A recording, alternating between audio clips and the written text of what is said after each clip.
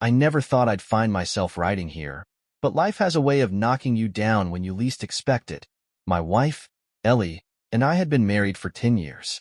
She was the love of my life, or at least I thought she was.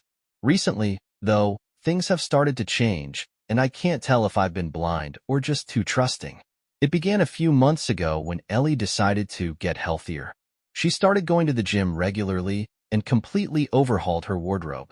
I thought it was great at first.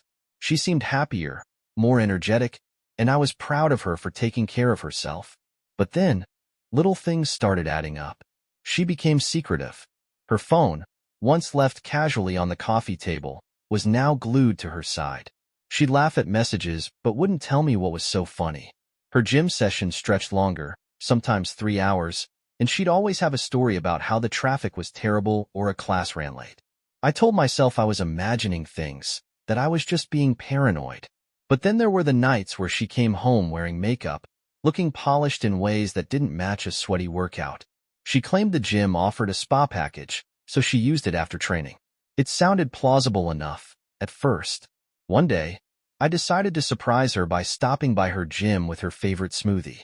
She'd left earlier than usual, so I figured I'd catch her in the middle of a session. When I got there, the receptionist told me Ellie had canceled her membership weeks ago. I stood there frozen, my thoughts racing. Why would she lie? Where was she going if not to the gym? That's when the doubt turned into something darker. I didn't want to jump to conclusions, but the evidence was building. Later that night, when she came home, I didn't mention my visit to the gym. Instead, I played it cool. I asked how her workout was, and she gave me the same practice smile and vague story about trying a new routine. It stung, knowing she was lying, but I needed more before I confronted her. The next step was one I wasn't proud of.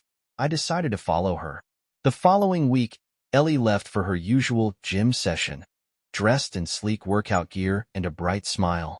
I waited until her car was down the street before grabbing my keys. My heart pounded as I tailed her. She drove across town, not to the gym, but to a trendy cafe. She parked and walked in, looking around nervously. Moments later, a man joined her. He was tall, muscular, and wearing a smug smile that made my blood boil. They hugged like old friends, or something more. I sat there in my car, watching as they laughed over coffee, leaned in too close, and exchanged the kind of looks Ellie hadn't given me in months. I felt numb. Betrayal is such a strange thing. It doesn't hit all at once. It creeps in, piece by piece, until you're drowning in it. But this wasn't the end. I needed answers, and I needed to see how far this went. The cafe incident was the moment my suspicions solidified into something I couldn't ignore. Watching Ellie with that man, seeing her laugh so freely with him, it felt like a betrayal of everything we had built. But I didn't confront her. Not yet. I wanted to know exactly what was going on before I said anything. Confronting her without proof would give her the chance to twist things, and I wasn't going to let that happen. I waited until she got home that evening, smiling like she didn't have a care in the world. "Hey, babe," she said as she walked in, dropping her gym bag by the door. "How was your day?" "Good," I replied, forcing a smile. "How was yours?" "Tough workout?" She nodded, pulling a water bottle from her bag. "Yeah, legs today. I'm going to feel it tomorrow." The casual lie burned in my chest. I wanted to scream, to demand answers, but I stayed calm. This wasn't the right time. That night, after she went to bed, I took the first step in my plan. I logged into our shared phone account and started digging through her call and text records. It didn't take long to find the pattern. There was a number she had been texting almost daily, long conversations, some lasting late into the night. My heart sank. I didn't recognize the number, but it had to be him. I copied the number and searched for it online. No results. That was fine. I had other ways to find out who he was. The next morning, I told Ellie I had an early meeting and left before her. In truth, I was parked down the street, waiting to follow her again. I felt like some kind of amateur detective, but I had to know. She left the house around 9 a.m., dressed in casual clothes that looked far too nice for the gym. She drove to the same cafe as before, and sure enough, the man was waiting for her. They hugged again, longer this time, and walked inside. I didn't stay parked outside like the last time. Instead, I decided to take a risk. I grabbed a baseball cap from my back seat, pulled it low over my face, and went in after them. The cafe was busy, filled with the hum of chatter and clinking cups. Ellie and the man were tucked into a corner booth, their heads close together. I grabbed a coffee and sat a few tables away, angling myself just enough to watch without being obvious. They talked, laughed, and leaned in like no one else in the world existed. At one point, she reached across the table to touch his hand. My stomach twisted, but I kept watching. It wasn't until they got up to leave that I finally got a good look at him. He was in his late 30s, with short, dark hair and a confident stride that made me want to punch him. As they walked out together, I snapped a photo with my phone. That night, I couldn't keep the anger inside anymore. When Ellie got home, I confronted her. So, I began casually as she sat on the couch scrolling through her phone. "How's the gym?" She glanced up, frowning. "Good. Why?" "Oh, just wondering," I said, leaning against the doorway. "Because I stopped by your gym earlier this week. They told me you canceled your membership." Her face went pale. For a moment, she didn't say anything, then she forced a laugh. "Oh, yeah, I forgot to mention that. I've been going to another one with better equipment." "Really?" I raised an eyebrow. "Which one?" Her mouth opened and closed, but no answer came. "I followed you today," I said, my voice cold. Her eyes widened, and her phone slipped from her hands. "What?" "I followed you to that cafe," I continued, my voice steady despite the anger boiling inside me. "I saw you with him." "Who is he, Ellie?" she stammered, trying to come up with an explanation, but I wasn't going to let her wiggle out of this. "Don't lie to me," I snapped. "I saw you touch his hand. I saw the way you looked at him. So don't stand there and insult my intelligence by pretending it's nothing." Her shoulders slumped, and for a moment, she looked like she was about to cry. "It's not what you think," she said finally. "Then tell me what it is," I demanded. "It's just, he's a friend," she said weakly. "A friend you lie to me about? A friend you meet behind my back?" I shook my head, laughing bitterly. "Ellie, do you think I'm stupid?" She didn't answer, and that silence told me everything I needed to know. "Get out," I said, my voice shaking with anger. "What?" she asked, her voice trembling. "You heard me," I said, pointing to the door. "Get out. Go stay with your friend, if he's so important to you." "But you're not staying here." She stared at me, tears streaming down her face, but I didn't care. This wasn't just about her betrayal. It was about my dignity. That night, she packed a bag and left. But as the door closed behind her, I knew this wasn't over. The door slammed behind her, and the sound echoed through the house. I sat down on the couch, staring blankly at the wall, trying to process everything. The woman I'd spent a decade building a life with, the person I thought I knew better than anyone, had just walked out the door because of another man. But this wasn't over. I knew Ellie wouldn't stay away for long. She'd come back with excuses, tears, or maybe even a carefully rehearsed apology. Part of me wanted her to. Part of me wanted answers, even though I wasn't sure I could handle hearing them. The next day, I woke up to find her car gone from the driveway. No calls, no texts, nothing. I didn't know if I felt relieved or abandoned. I spent the morning going through the house, looking for more signs of her lies.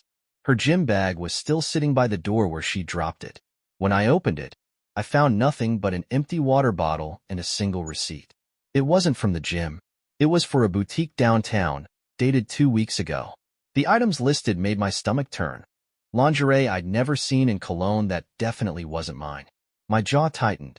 How long had this been going on? How many lies had I believed? That evening, as I tried to distract myself with TV, my phone buzzed. It was a text from Ellie. "Ellie, can we talk?" I stared at the screen, my hands shaking. I wanted to ignore it, but curiosity got the better of me. "Me? About what?" "Ellie, please, just meet me." I debated for a moment before typing back. "Me? Where?" She gave me an address, another cafe, this one across town. I wasn't sure what I expected, but I decided to go. I needed to hear what she had to say, even if it hurt. When I arrived, she was already there, sitting at a corner table with her hands wrapped around a steaming mug.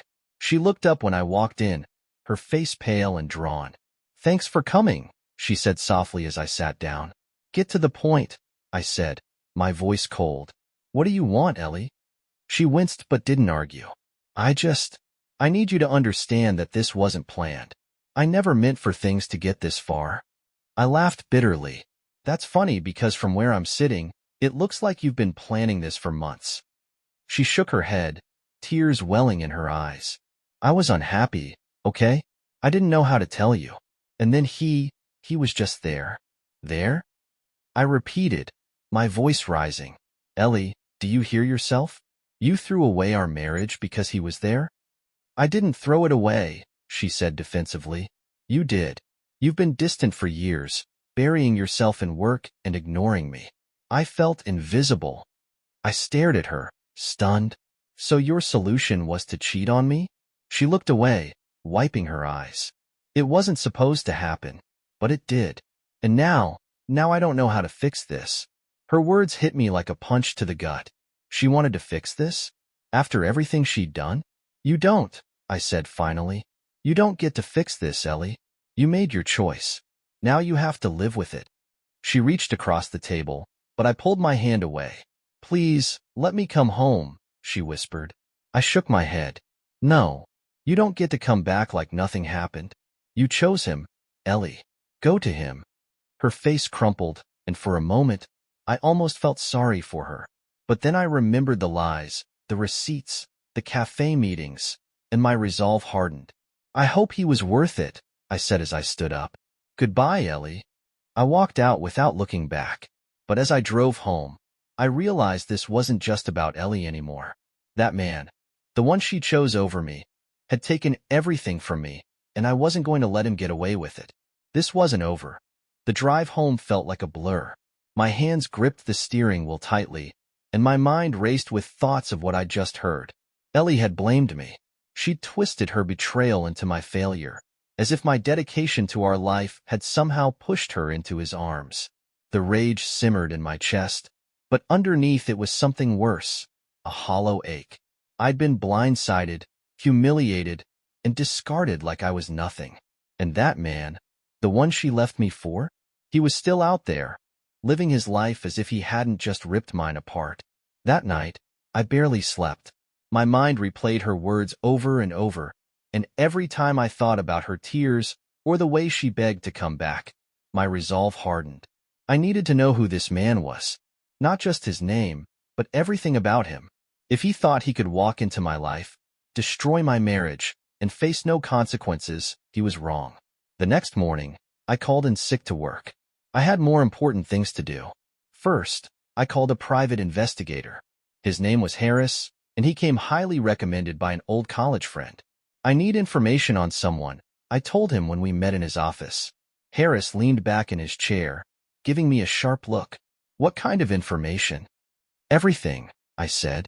"His name, his job, his family, anything you can dig up." Harris nodded slowly, scribbling notes on a pad. "You have a name or a description?" I pulled up the photo I'd taken of Ellie and the man at the cafe. "This is him. He's been seeing my wife behind my back." Harris took the phone, studying the image carefully. "Give me a few days," he said. I left his office feeling a small glimmer of hope. Finally, I was doing something, taking back control of the situation. While Harris worked on his end, I decided to take matters into my own hands. I logged into our shared bank account and started going through the statements. I knew Ellie had been using our money to fund her new life, but I didn't realize how much until I saw the numbers.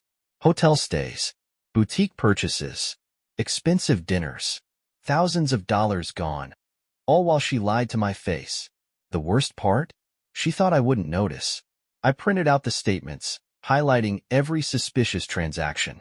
If she wanted a war, I was ready to fight. 2 days later, Harris called. "I've got what you need," he said. When I met him again, he handed me a file. Inside were pages of information about the man. His name, his job, even his home address. His name was Colin Parker, a real estate agent who specialized in high-end properties. Married. No kids.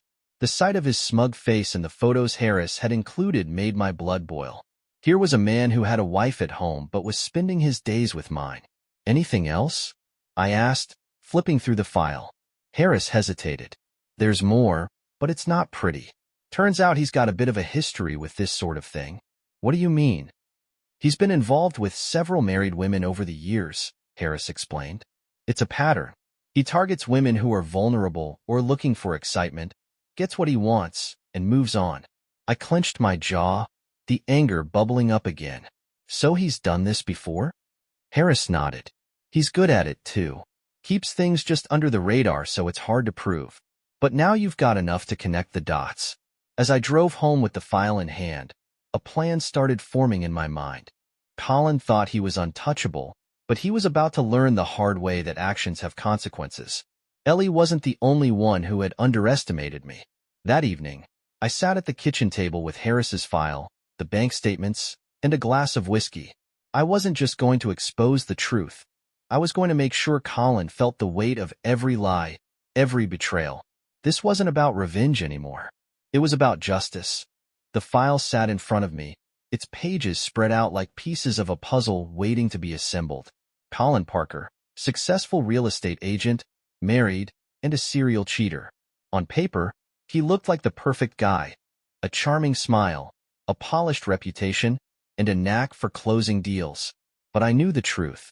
Beneath the surface, he was a predator who thrived on ruining other people's lives. I spent hours going through the details Harris had uncovered. Colin's office was in a sleek downtown building, and his social media accounts were curated to perfection.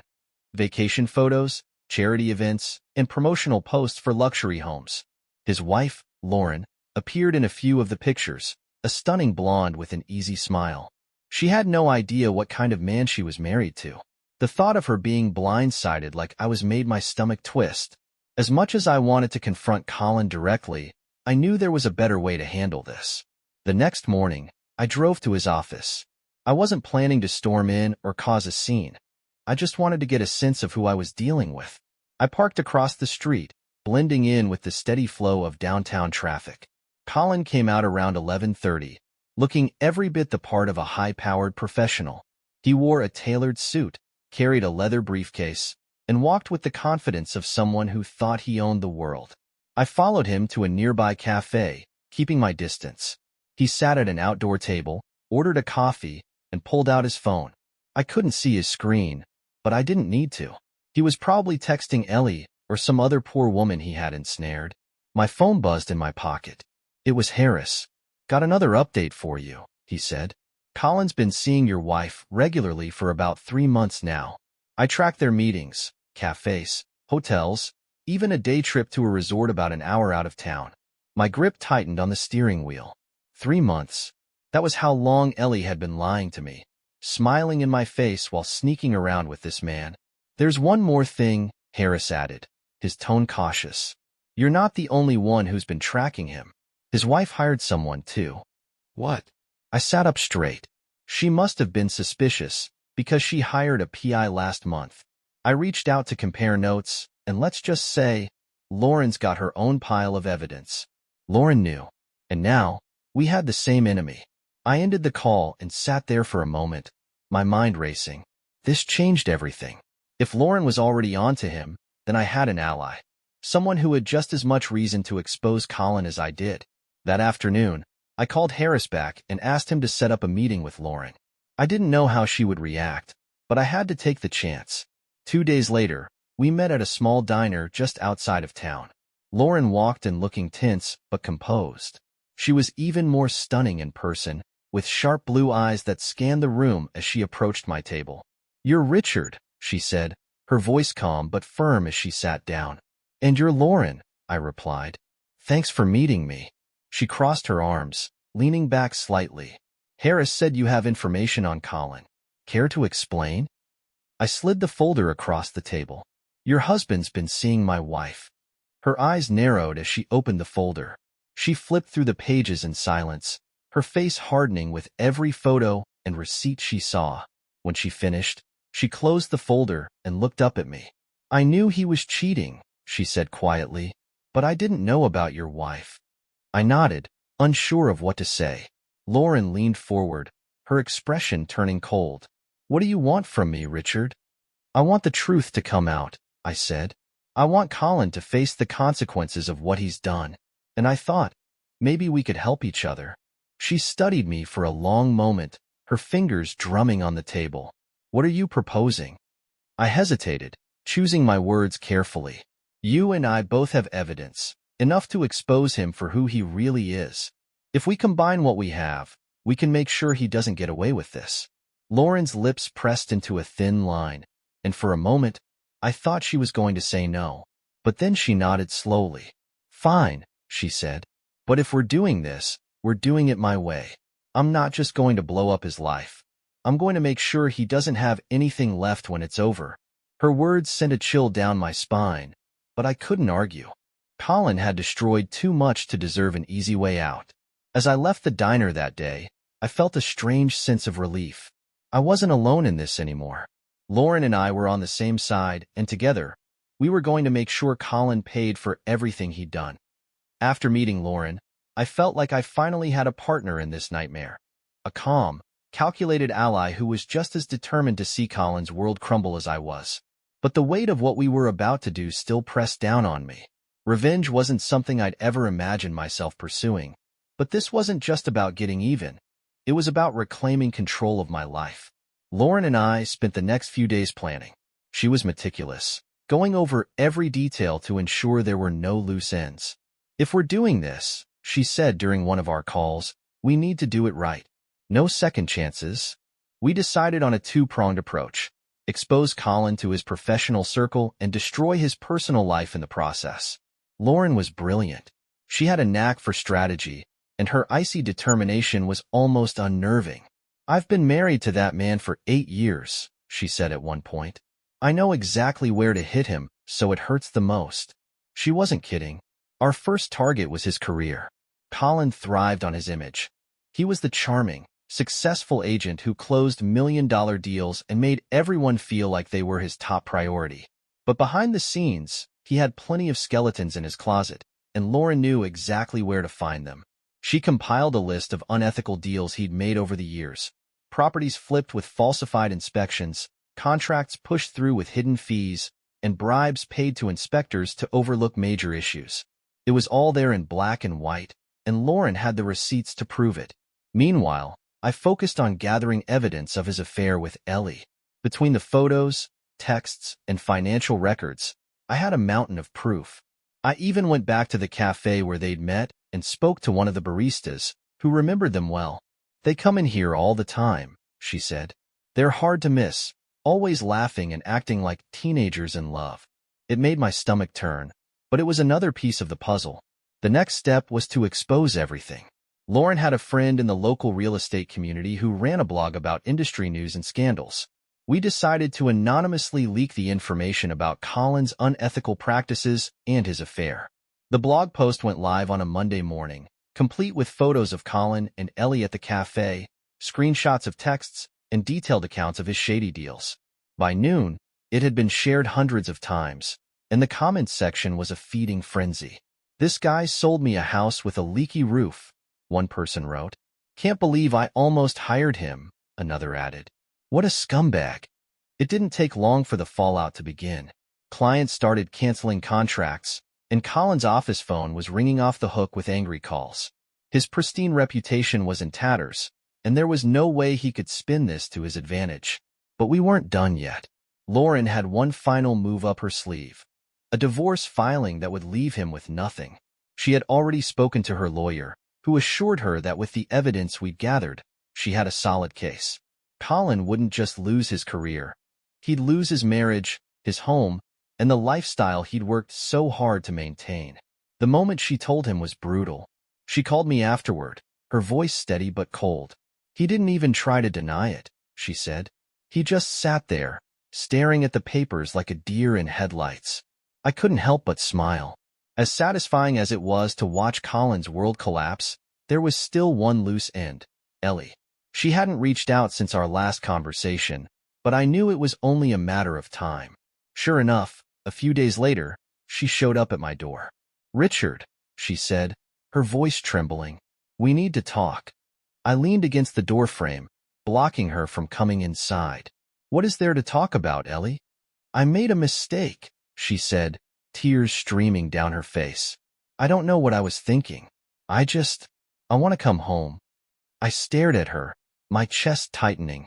Part of me wanted to yell, to throw every ounce of pain she'd caused back in her face. But I didn't. You want to come home? I asked, my voice cold. She nodded, sniffling. Yes. I'm so sorry, Richard.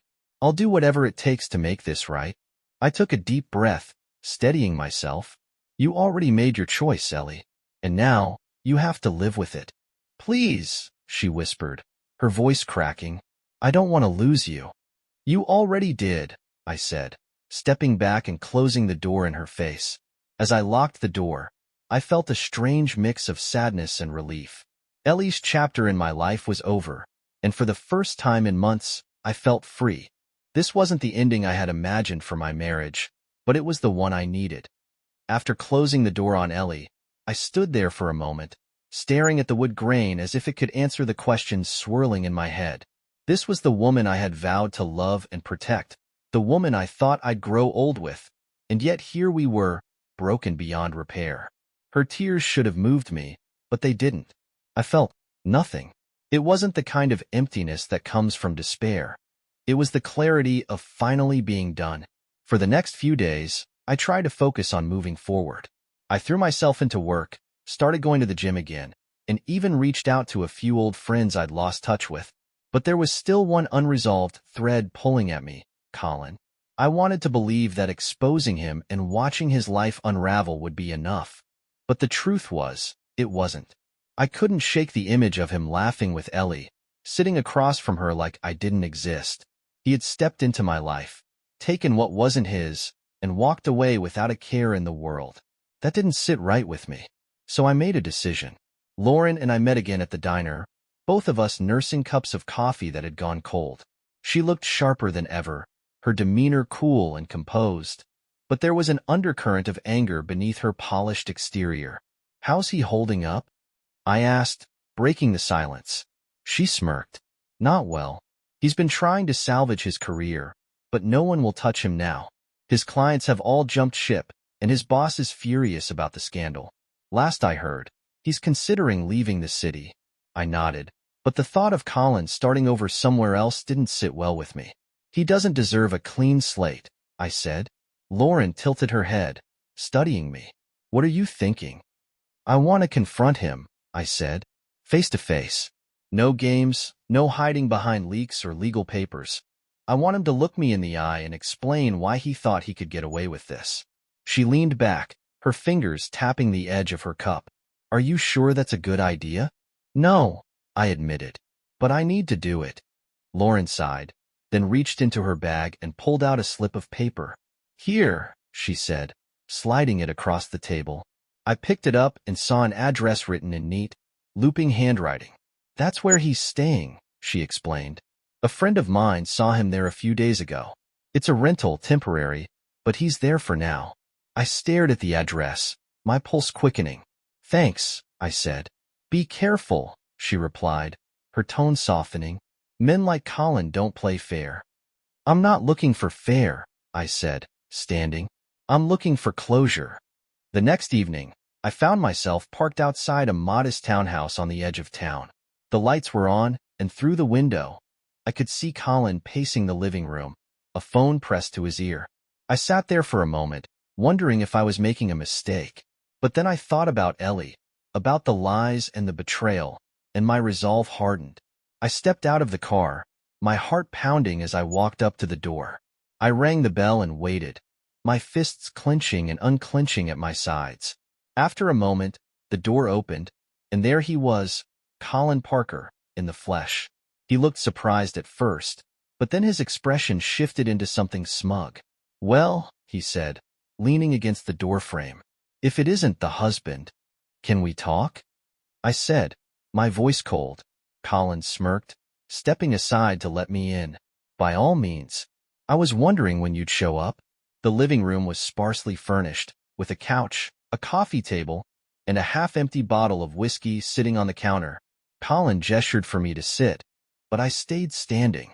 What do you want? He asked, crossing his arms. I want to know why, I said, meeting his gaze. Why her? Why my wife? He shrugged, a lazy grin spreading across his face. Why not? She was bored, looking for excitement. I gave her that. Simple as that. My jaw tightened, but I forced myself to stay calm. And you didn't think about the damage you were doing? The lives you were destroying? Colin chuckled, shaking his head. Look, man, don't take it personally. It's just how the world works. Some people win, some people lose. This time, you lost. His words hit me like a slap, but instead of anger, I felt a strange sense of calm. He was so self-assured, so convinced of his invincibility that he didn't see what was coming. I pulled out my phone and opened the voice recorder. Say that again, I said, holding it up. Colin's smirk faltered. What? Say it again, I repeated. About how I lost and you won. He narrowed his eyes, his posture stiffening. What are you playing at? Just collecting a little insurance, I said, my voice steady. You see, Colin, I'm not like the other men you've screwed over. I don't just walk away.